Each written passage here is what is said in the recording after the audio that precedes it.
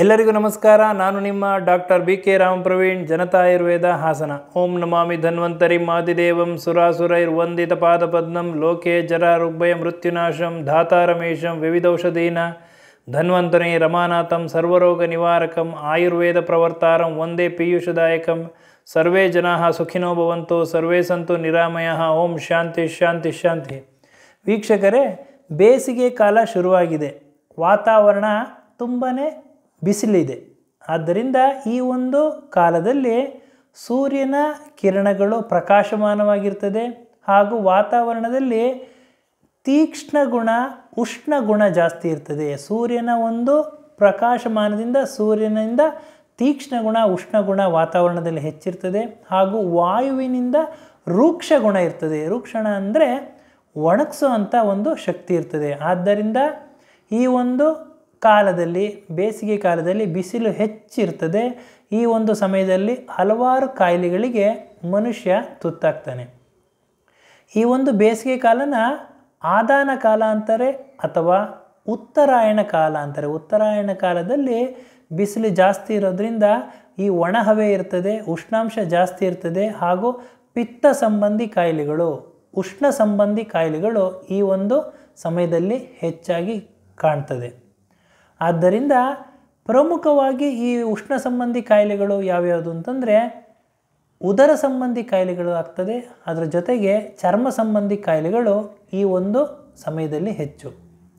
ಉದರ ಸಂಬಂಧಿ ಕಾಯಿಲೆಗಳು ಅಂತಂದರೆ ಪ್ರಮುಖವಾಗಿ ಆಮ್ಲಪಿತ್ತ ಅಂತಂದರೆ ಗ್ಯಾಸ್ಟ್ರೈಟಿಸ್, ಇಂಡೈಜೆಷನ್ ಆಗೋದು, ಅಜೀರ್ಣ ಆಗೋದು, ಮಲಬದ್ಧತೆ ಆಗೋದು, ಕಾನ್ಸ್ಟಿಪೇಷನ್ನು, ಹೊಟ್ಟೆ ಉಬ್ಬರ ಬರೋದು ಹಾಗೂ ಮಲಮೂತ್ರ ವಿಸರ್ಜನೆ ಮಾಡಬೇಕಾದ್ರೆ ಉರಿ ಬರ್ತಕ್ಕಂತಹದ್ದು, ಈ ಎಲ್ಲ ಸಮಸ್ಯೆಗಳು ಹೆಚ್ಚಾಗಿ ಈ ಸಮಯದಲ್ಲಿ ಕಾಣ್ತದೆ.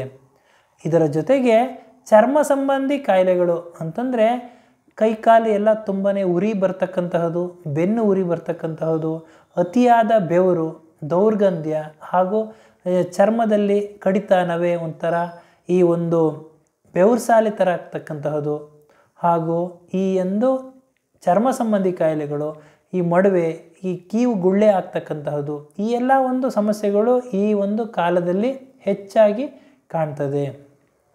ಇದರ ಜೊತೆಗೆ ಸೂರ್ಯನ ತಾಪಮಾನ ಹೆಚ್ಚಿರೋದ್ರಿಂದ, ಉಷ್ಣಾಂಶ ಹೆಚ್ಚಿರೋದ್ರಿಂದ ಹಾಗೂ ತೀಕ್ಷ್ಣ ಗುಣ ಇರೋದ್ರಿಂದ ಅತಿಯಾದ ತಲೆನೋವು ಕಾಣಿಸಕೊಳ್ಳೋ ಒಂದು ಸಂಭವಗಳು ಹೆಚ್ಚು.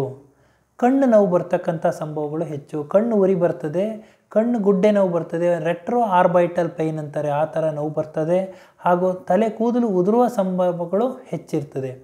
ಆದ್ದರಿಂದ ಈ ಒಂದು ಕಾಲದಲ್ಲಿ ವಾತಾವರಣದಲ್ಲಿ ನಾನು ಹೇಳ್ದಂಗೆ ತೀಕ್ಷ್ಣ, ಉಷ್ಣ, ರೂಕ್ಷ ಗುಣ, ಒಣಗಿಸೋ ಗುಣ ಇರೋದ್ರಿಂದ ಈ ಎಲ್ಲ ಸಮಸ್ಯೆಗಳು ಕಾಡ್ತದೆ.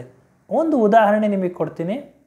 ಈ ಸಮಯದಲ್ಲಿ ಎಷ್ಟು ಬಿಸಿಲಿರ್ತದೆ, ಎಷ್ಟು ಒಂದು ಒಣಗಿಸೋ ಶಕ್ತಿ ಇರ್ತದೆ ಅನ್ನೋದನ್ನು ನೀವು ಪರೀಕ್ಷೆ ಮಾಡಬೇಕು ಅಂದರೆ, ಒಂದು ಲೋಟ ನೀರನ್ನು ಬೆಳಗ್ಗೆ ತೆಗೆದುಕೊಂಡು ಹೋಗಿ ಬಿಸಿಲಿರ್ತಕ್ಕಂತಹ ಜಾಗದಲ್ಲಿ ಮನೆಯ ಮೇಲೆ, ಟೆರೆಸ್ ಮೇಲೆ ಆ ಒಂದು ಎಷ್ಟು ತಗೊಂಡಿದ್ದೀರ ನೀರನ್ನು ಪ್ರಮಾಣವನ್ನು ನೀವು ಮೆಜರ್ ಮಾಡಿ ಒಂದು ಮಾರ್ಕರ್ ಪೆನ್ನಲ್ಲಿ ಎಷ್ಟು ನೀರು ತಗೊಂಡಿದ್ದೀರಾ ಒಂದು ಲೋಟದಲ್ಲಿ ಅನ್ನೋದನ್ನು ಮೆಜರ್ ಮಾಡಿ, ಅಲ್ಲ ಒಂದು ಗೀಟ್ ಹಾಕ್ಬಿಟ್ಟು ಒಂದು ಮೆಜರ್ ಮಾಡಿಬಿಟ್ಟು ಮಾಡಿ ಮೇಲೆ ಇಟ್ಟರೆ ನೀವು, ತದನಂತರ ಬಿಸಿಲಿನ ತಾಪಮಾನಕ್ಕೆ, ಬಿಸಿಲು ಹೆಚ್ಚಾದಂಗೆ, ಸೂರ್ಯ ನೆತ್ತಿ ಮೇಲೆ ಬಂದಂಗೆ ಬಿಸಿಲು ಹೆಚ್ಚಾದಂಗೆ ಈ ನೀರಿನ ಪ್ರಮಾಣ ಎಷ್ಟಿರ್ತದೆ ಅಂತ ನೀವು ನೋಡಬೇಕಾಗ್ತದೆ. ಸಾಯಂಕಾಲ ನೀವು ಹೋಗಿ ನೋಡಿತು ಅಂತಂದರೆ ಈ ನೀರಿನ ಪ್ರಮಾಣ, ನೀವು ಎಷ್ಟಿಟ್ಟಿರ್ತೀರೋ ನೀರಿನ ಪ್ರಮಾಣ ಅದು ಕಡಿಮೆ ಆಗಿರ್ತದೆ.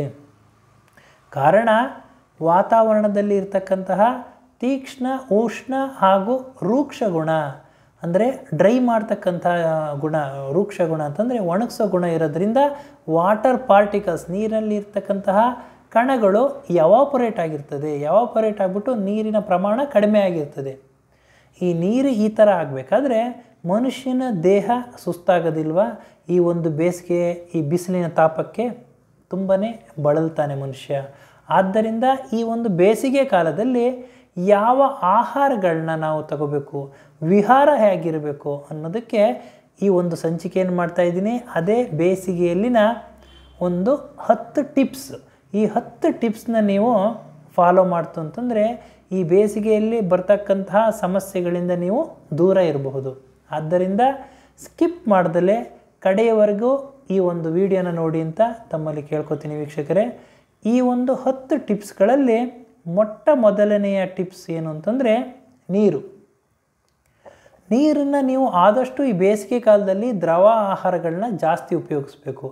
ಜಾಸ್ತಿ ನೀವು ನೀರು ಕುಡಿಯೋದ್ರಿಂದ ಏನಾಗುತ್ತೆ, ಮೊಟ್ಟ ಮೊದಲಿಗೆ ದೇಹದ ಉಷ್ಣಾಂಶ ಕಡಿಮೆ ಆಗ್ತದೆ, ಡಿಹೈಡ್ರೇಷನ್ ಕಡಿಮೆ ಆಗ್ತದೆ, ಡಿಹೈಡ್ರೇಷನ್ ಆಗೋದು ನಿಲ್ತದೆ. ಜೊತೆಗೆ ಈ ಒಂದು ತಾಪಮಾನದಿಂದ ನೀವು ತೊಂದರೆಯಿಂದ ನೀವು ಪಾರಾಗಬಹುದು, ಆಹಾರ ಸುಲಭವಾಗಿ ಜೀರ್ಣವಾಗ್ತದೆ. ಎರಡನೆಯ ಟಿಪ್ಸ್ ಏನು ಅಂತಂದರೆ ಎಳನೀರು. ಈ ಎಳನೀರು ನೈಸರ್ಗಿಕವಾಗಿ ಸಿಗ್ತಕ್ಕಂತಹ ಒಂದು ಎಳನೀರನ್ನ ನೀವು ಸೇವನೆ ಮಾಡೋದ್ರಿಂದ ಇದರ ನಿಮಗೆ ಒಳ್ಳೆಯ ರುಚಿಯನ್ನು ಕೊಡ್ತದೆ, ಆರೋಗ್ಯವನ್ನು ಕಾಪಾಡ್ತದೆ, ಒಂದು ಚೈತನ್ಯವನ್ನು ಕೊಡ್ತದೆ, ಸುಸ್ತು ಕಡಿಮೆ ಮಾಡ್ತದೆ, ಹಾಗೂ ಇದು ಎಲೆಕ್ಟ್ರೋಲೈಟ್ಸ್ ಆಗಿ ಕೆಲಸ ಮಾಡ್ತದೆ, ಒಂದು ಪುಷ್ಟಿ ಶಕ್ತಿಯನ್ನು ಕೊಡ್ತದೆ. ಹಾಗಾದರೆ ಎಳನೀರು ಯಾವ ರೀತಿ ಕುಡಿಬೇಕು ಅದೊಂದು ವಿಷಯ ಹೇಳ್ತೀನಿ ವೀಕ್ಷಕರೇ. ಎಲ್ಲರೂ ಏನು ಮಾಡ್ತಾರೆ, ಹೊರಗಡೆ ಹೋಗ್ತಾರೆ, ಮಾರ್ಕೆಟಲ್ಲೋ ಸಂತೆನಲ್ಲೋ ಎಲ್ಲೋ ಒಂದು ಶಾಪ್ಗೆ ಹೋಗ್ಬಿಟ್ಟು ಎಳನೀರನ್ನ ಕೆತ್ತಿಸ್ಕೊಂಡು ಏನು ಮಾಡ್ತಾರೆ, ಸ್ಟ್ರಾ ಹಾಕ್ಕೊಂಡು ಕುಡಿತಾರೆ. ದಯವಿಟ್ಟು ಒಂದು ವೀಕ್ಷಕರೇ ನಿಮ್ಮಲ್ಲಿ ಒಂದು ಮನವಿ ಮಾಡ್ತಾಯಿದ್ದೀನಿ, ಯಾವುದೇ ಕಾರಣಕ್ಕೂ ನೀವು ಹೊರಗಡೆ ಎಳನೀರು ಕುಡಿಬೇಕಾದ್ರೆ ಸ್ಟ್ರಾ ಹಾಕ್ಕೊಂಡು ಕುಡಿಬೇಡಿ. ಕಾರಣ, ಸ್ಟ್ರಾನ ಪ್ಯಾಕೆಟ್ ಇಟ್ಟಿರ್ತಾರೆ, ಅಲ್ಲೊಂದು ನಾನು ಆರ್ಟಿಕಲ್ಗಳಲ್ಲೆಲ್ಲ ಓದಿದ್ದೀನಿ. ಅದರಲ್ಲಿ ಏನು ಮಾಡ್ತಾರೆ, ಆ ಸ್ಟ್ರಾಗಳು ಎಷ್ಟೋ ದಿವಸದಿಂದ ಇಟ್ಟಿರೋದ್ರಿಂದ ಸ್ಟ್ರಾ ಒಳಗಡೆ ಈ ಚಳಿಗಾಲ ಇರ್ಬೋದು, ಬೇಸಿಗೆ ಮಳೆಗಾಲ ಇರ್ಬೋದು, ಕೆಲವೊಂದು ಕೀಟಾಣುಗಳು, ಅದರಲ್ಲೂ ಈ ಜಿರಳೆ ಅಂತ ಸಣ್ಣ ಜಿರಳೆಗಳು ಒಳಗಡೆ ಸೇರ್ಕೊಂಡಿರ್ತವೆ, ಹಾಗೂ ಅದರಲ್ಲಿ ಮೊಟ್ಟೆ ಇಟ್ಟಿರೋ ಸಂಭವಗಳು ಹೆಚ್ಚಿರ್ತದೆ. ಆದ್ದರಿಂದ ನೀವು ಆ ಪೈಪ್ ಒಳಗಡೆ ನೋಡೋಕ್ಕಾಗೋದಿಲ್ಲ. ಸ್ಟ್ರಾ ಒಳಗಡೆ ಏನಿರ್ತದೆ, ಧೂಳಿರ್ತದೋ, ಏನಾರ ಧೂಳಿನ ಕಣಗಳಿರ್ತದೋ, ಕೀಟಾಣುಗಳಿರ್ತದೋ ಏನು ನಿಮಗೆ ಗೊತ್ತಾಗೋದಿಲ್ಲ. ನೀವು ಡೈರೆಕ್ಟಾಗಿ ಆ ಪೈಪ್ನ ಹಾಕ್ಕೊಂಡು ಸ್ಟ್ರಾನಲ್ಲಿ ನೀವು ಕುಡಿತೀರ. ಅದ್ರ ಬದಲು ಎಳನೀರನ್ನ ಕೆತ್ತಿಸ್ಕೊಂಡು ಡೈರೆಕ್ಟಾಗಿ ನೀವು ಎಳನೀರು ಕುಡಿಯೋದ್ರಿಂದ ಈ ಒಂದು ಸಮಸ್ಯೆಯಿಂದ ನೀವು ದೂರವಾಗಬಹುದು, ಹಾಗೂ ಆರೋಗ್ಯವನ್ನು ಕಾಪಾಡಿಕೊಳ್ಳಲು ತುಂಬಾ ಸಹಕಾರಿಯಾಗಿದೆ. ಮೂರನೆಯ ಒಂದು ಟಿಪ್ಸ್ ಏನು ಅಂತಂದರೆ ಮಜ್ಜಿಗೆ. ಮಜ್ಜಿಗೆನ ಚೇತೋಹಾರಿ, ಚೈತನ್ಯ ಒಂದು ಅಂಶ ಅಂತ ಹೇಳ್ತಾರೆ. ಈ ಒಂದು ಮಜ್ಜಿಗೆನ ಕುಡಿಯೋದ್ರಿಂದ ದೇಹ ತಂಪಾಗ್ತದೆ, ಹಾಗೂ ಅಜೀರ್ಣ, ಮಲಬದ್ಧತೆ ಎಲ್ಲ ನಿವಾರಣೆ ಆಗ್ತದೆ, ಆಹಾರ ಸುಲಭವಾಗಿ ಜೀರ್ಣ ಆಗ್ತದೆ.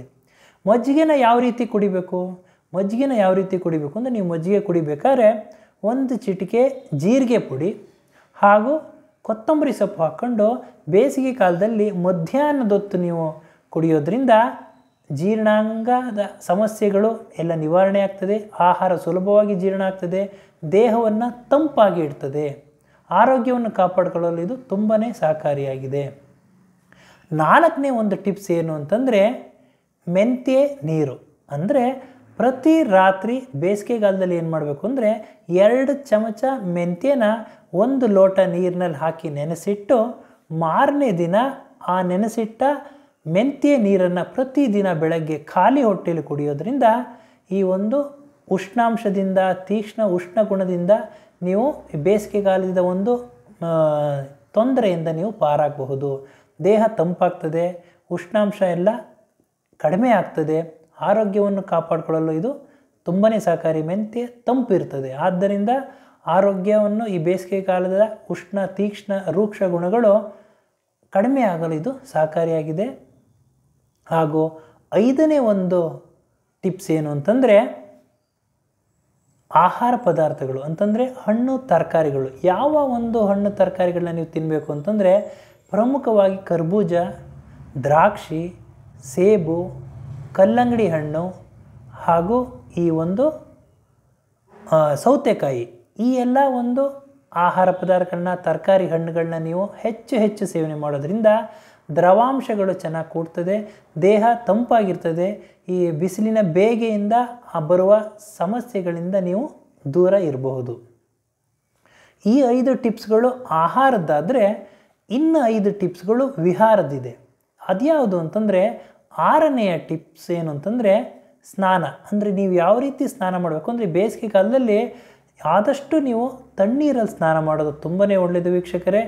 ತಣ್ಣೀರು ನಿಮಗೆ ಆಗಲಿಲ್ಲ ಅಂತಂದರೆ ಉಗುರು ಬೆಚ್ಚ ನೀರಲ್ಲಿ ಸ್ನಾನ ಮಾಡಬೇಕು. ತುಂಬಾ ಬಿಸಿ ಇರ್ತಕ್ಕಂತಹ ನೀರು ಹಾಕ್ಕೋಬಾರ್ದು. ತಲೆ ಮೇಲೆ ತುಂಬ ಬಿಸಿ ಇರ್ತಕ್ಕಂತಹ ನೀರನ್ನ ಅಲ್ಲಿ ಸ್ನಾನ ಮಾಡಬಾರ್ದು. ಆದ್ದರಿಂದ ತಂಪಾದ ನೀರಿನಲ್ಲಿ, ತಣ್ಣನೆ ನೀರಲ್ಲಿ ಸ್ನಾನ ಮಾಡೋದರಿಂದ ದೇಹ ತಂಪಾಗಿರ್ತದೆ. ಈ ಬಿಸಿಲಿನ ಬೇಗೆಯಿಂದ ಬರುವಂತಹ ಸಮಸ್ಯೆಗಳಿಂದ ನೀವು ದೂರ ಉಳಿಬಹುದು.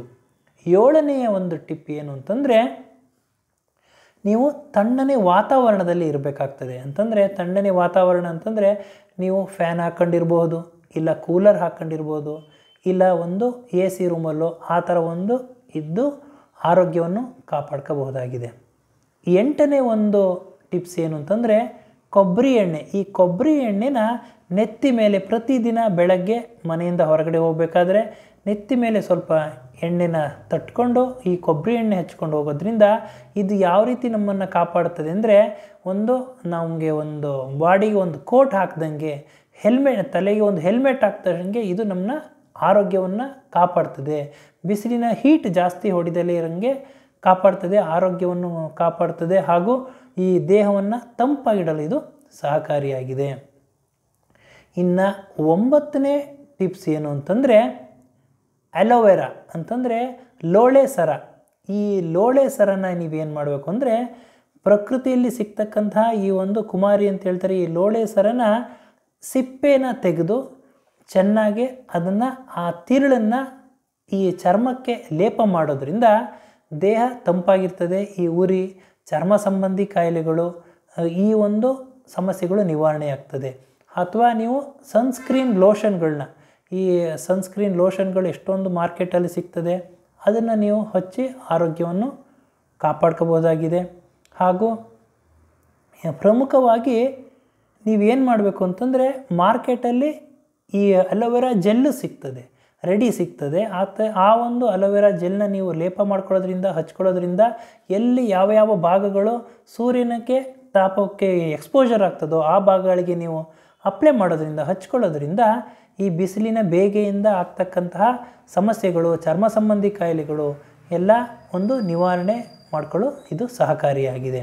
10ನೇ ಒಂದು ಟಿಪ್ಸ್ ಏನು ಅಂತಂದರೆ ಕಾಟನ್ ಕ್ಲಾತ್ಸ್ ಅಂತಂದರೆ ಹಗುರವಾಗಿರ್ತಕ್ಕಂತಹ ಬಟ್ಟೆಗಳು, ಹತ್ತಿಯಿಂದ ಮಾಡಿರ್ತಕ್ಕಂತಹ ಬಟ್ಟೆಗಳ ಉಡುಪುಗಳನ್ನ ನೀವು ಹಾಕ್ಕೋಬೇಕಾಗ್ತದೆ. ಈ ಒಂದು ತಂಪಾಗಿರ್ತಕ್ಕಂತಹ ಒಂದು ಫೀಲ್ ಕೊಡ್ತದೆ. ಆದ್ದರಿಂದ ಹಗುರವಾಗಿರ್ತಕ್ಕಂತಹ ಬಟ್ಟೆಗಳು, ಉಡುಪುಗಳನ್ನ ಹಾಗೂ ಹತ್ತಿಯಿಂದ ಮಾಡಿರ್ತಕ್ಕಂತಹ ಉಡುಪುಗಳನ್ನ ನೀವು ಧರಿಸೋದ್ರಿಂದ ಈ ಬೇಸಿಗೆಯ ಬಿಸಿಲಿನ ತಾಪದಿಂದ ನೀವು ಪಾರಾಗಬಹುದು. ಈ ಎಲ್ಲ ಒಂದು ಸಮಸ್ಯೆಗಳಿಂದ ನೀವು ಮುಕ್ತಿ ಹೊಂದಬಹುದು. ಆದ್ದರಿಂದ ಇವತ್ತಿನ ಈ ಸಂಚಿಕೆಯಲ್ಲಿ ಬೇಸಿಗೆಯಲ್ಲಿ ಅನುಸರಿಸಬೇಕಾದ 10 ಟಿಪ್ಸ್ಗಳನ್ನ ನಿಮಗೆ ಹೇಳಿದ್ದೀನಿ.